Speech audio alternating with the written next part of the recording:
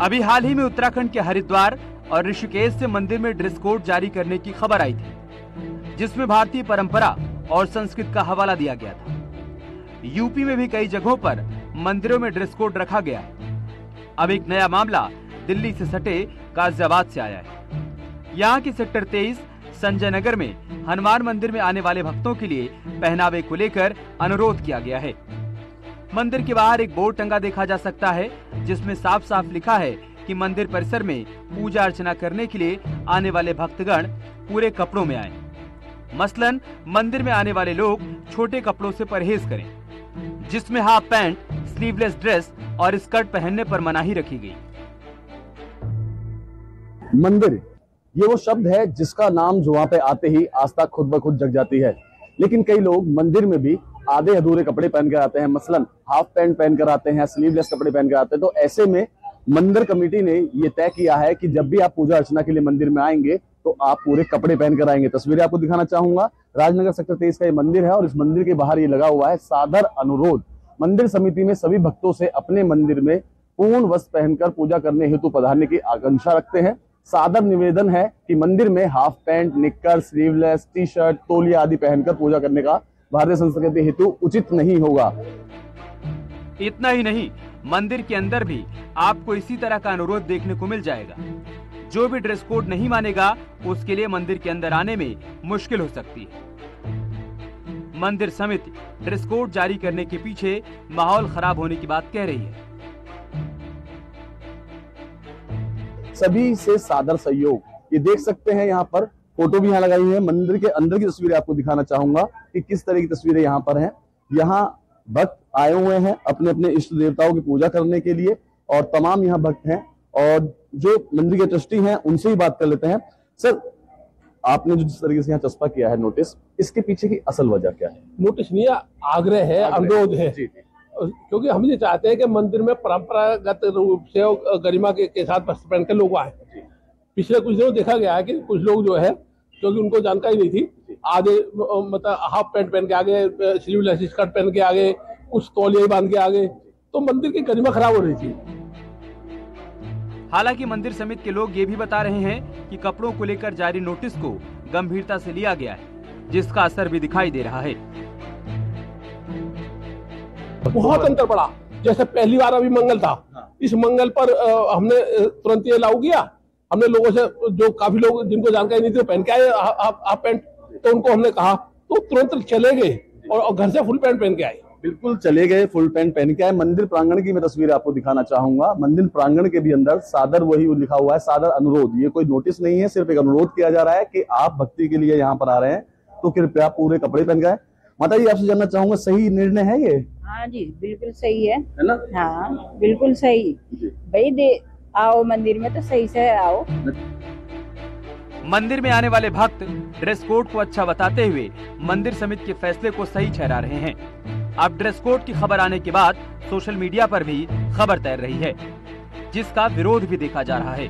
News 18 के लिए गाजियाबाद से अमित राणा की रिपोर्ट।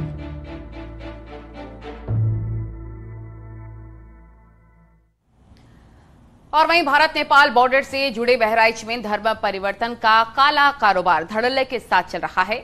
मिशनरी की इसी नापाक साजिश पर ब्रेक लगाने के लिए कई महिलाओं का शुद्धिकरण तक कराया गया है। रिपोर्ट देखें।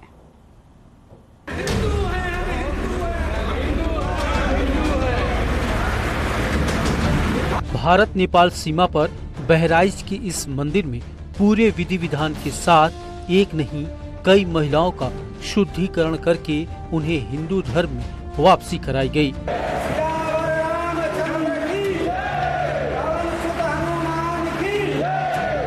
मंदिर के पंडित ने गंगा जल छिड़ककर सभी के हाथ में कलावा बांधा, जिसके बाद हनुमान चालीसा का पाठ करके धर्म शुद्धिकरण किया गया।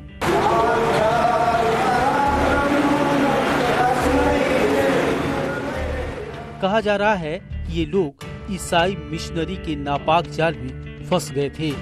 भारत नेपाल सीमा पर बसे तमाम ऐसे गांव हैं जहां ईसाई मिशनरी के लोग गरीब तबके के लोगों को टारगेट करते हैं, फिर उन लोगों को इलाज और तमाम प्रलोभन देकर धर्म परिवर्तन करने के लिए मजबूर किया जाता। अब बजरंग दल ने तत्परता दिखाते हुए लोगों की घर वापसी के लिए ये कार्यक्रम किया। बहराइच में धर्मांतर की खबरें अब आम हो गई हैं। मिशनरी के लोग पूरे ज़िले में अलग अलग जगहों पे प्रार्थनाएं करा रहे हैं, लोगों को बरगला रहे हैं। वहीं इसी सब के खिलाफ हिंदू संगठनों ने भी अपना मुहिम छेड़ दी है, महिलाओं का शुद्धिकरण करा रहे हैं। आज कालीकुंडा मंदिर में सैकड़ों महिलाओं का शुद्धिकरण हुआ है। यहाँ पंडित जी ने हनुमान चालीसा पढ़ाया है, कलावा बांधा है, गंगाजल उन पे डाला है। महिलाओं का कहना है कि हमको बरगलाया जा रहा था, हमसे प्रार्थनाएं कराई जा रही थी। इसी सब के खिलाफ अब हिंदू संगठनों में अब रोष है। हैरत की बात ये है कि धर्म परिवर्तन का ये खेल काफी समय से चला आ रहा, और वो भी पुलिस प्रशासन के नाक के नीचे, लेकिन पुलिस इसे नहीं रोक पा रही। बजरंग दल जैसे हिंदूवादी संगठन अब ऐसे लोगों की घर वापसी का जिम्मा उठा रहे हैं। ये मामला एक धर्म परिवर्तन का था, जो कि ईसाइयों के द्वारा इस नेपाल से सटे शहादत इंटर कॉलेज के पास नानपारा नगर में हो रहा था। तो उसमें करीब सैकड़ों महिलाएं थीं जो कि धर्म परिवर्तन कर चुकी थीं। आज उनको कालीकुंडा मंदिर में तिलक लगा करके और शुद्धिकरण उनका करवाया गया है। ईसाई मिशनरी पर आरोप है कि वो लोगों को हिंदू धर्म के खिलाफ भड़काते थे। इतना ही नहीं, हिंदू देवी देवताओं को अपमानित भी किया जाता था। ऐसा ही एक मामले में कुछ दिन पहले 6 लोगों के खिलाफ FIR दर्ज की गई। इसमें 2 लोगों की गिरफ्तारी हुई है। न्यूज़ 18 के लिए बहराइच से अखिलेश कुमार की रिपोर्ट।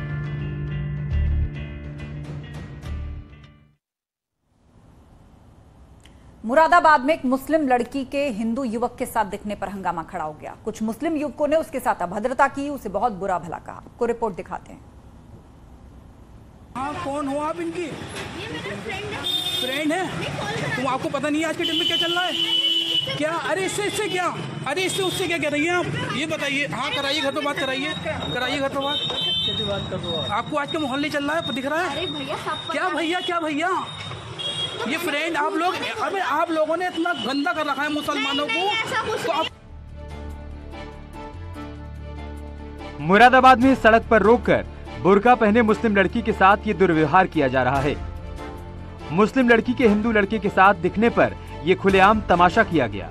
हिंदू दोस्त के साथ बाइक पर जा रही मुस्लिम लड़की का पहले पीछा किया गया और बाद में उनका रास्ता रोकते हुए उसे भर भर के ताने मारे गए और साफ कहते हुए सुनाई दिए कि हिंदू लड़के के साथ क्यों जा रही। लड़की बार बार उन्हें समझाती रही कि जिसके साथ वो जा रही है वो उसका फैमिली फ्रेंड है, लेकिन मुस्लिम युवकों पर इसका कोई असर नहीं हुआ। वो तो बस लानत मलानत किए जा रहे थे। लड़की से कहा, तुम जैसी लड़कियों ने मुसलमानों को बदनाम कर रखा है, जिसके लिए शर्म आनी चाहिए। इतना ही नहीं, लड़की से अपने पिता से बात तक कराने के लिए कहा, जिसके बाद लड़की ने उनसे बात भी करा दी।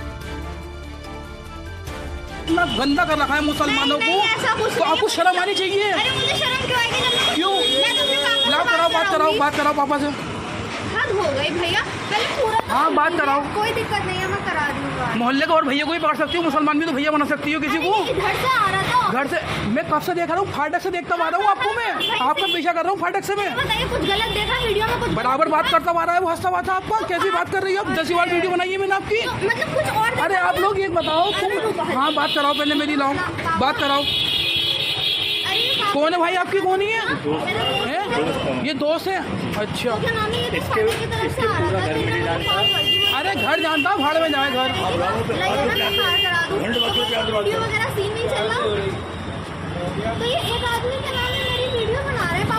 हाँ, बात कराओ, लाओ बात कराओ, मेरी बात कराओ। हाँ, बात कराओ।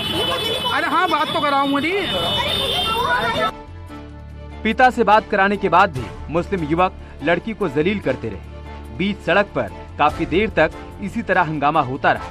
हिंदू लड़के और मुस्लिम लड़की का रास्ता रोका गया। इस बीच लड़की की एक और दोस्त मौके पर पहुंचती है और उसके साथ हुए दुर्व्यवहार की बात बताती है। कोतवाली सदर इलाके के डॉक्टर M कुमार चौराहे की घटना है। काफी देर तक चली कहासुनी के दौरान आसपास के लोग वहां पर पहुंचे और तब जाकर मामले को शांत कराया गया। हालांकि किसी भी पक्ष ने पुलिस में शिकायत नहीं की है। मुरादाबाद में पिछले 15 दिन में इस तरह की 5वीं घटना बताई जा रही है। पुलिस ने मामले का संज्ञान लेकर जांच पड़ताल शुरू कर दी। न्यूज़ 18 के लिए मुरादाबाद से विशाल सक्सेना की रिपोर्ट।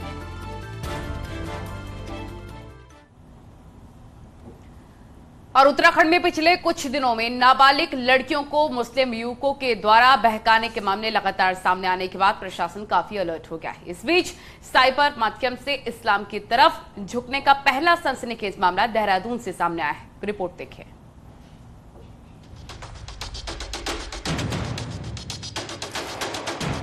देहरादून के बुल्लावाला में 24 साल के बीटेक स्टूडेंट वैभव को शुक्रवार शाम पुलिस ने हिरासत में ले लिया।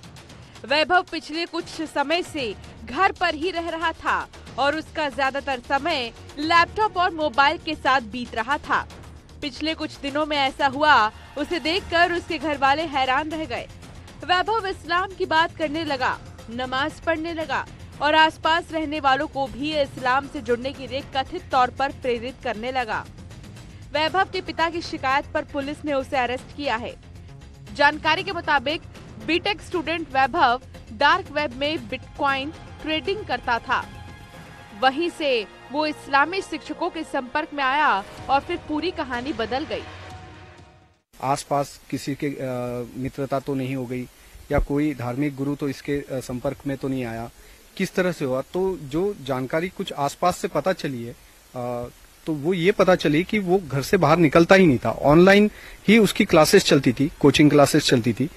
ऑनलाइन ही उसे जो कुछ जानकारी प्राप्त हुई है मुस्लिम ग्रंथों या मुस्लिम पूरे तौर तरीकों के बारे में, तो वो सारी कुछ उसकी कोचिंग ऑनलाइन ही। जहां अब इस तरीके के मामले में पहली बार सुन रहा हूँ और मैंने सारे काम धाम छोड़ के और तुरंत इनका जहाँ निवास स्थान है यहाँ बुल्ला वाला झबरा वाला, वहाँ पे हम लोग आए और जहाँ तक हमने पता किया कि ये लॉकडाउन से ये लड़का ऐसे कुछ गतिविधियों में है, बंद कमरे में रहता है, अपने पिताजी के साथ मारपीट करता है और कहीं ना कहीं संरक्षण में मतलब उनकी माताजी हैं जो मतलब जैसे अगर वो बच्चे को रोकते हैं तो वो बोलते हैं कि रहने दो रहने दो रहने दो।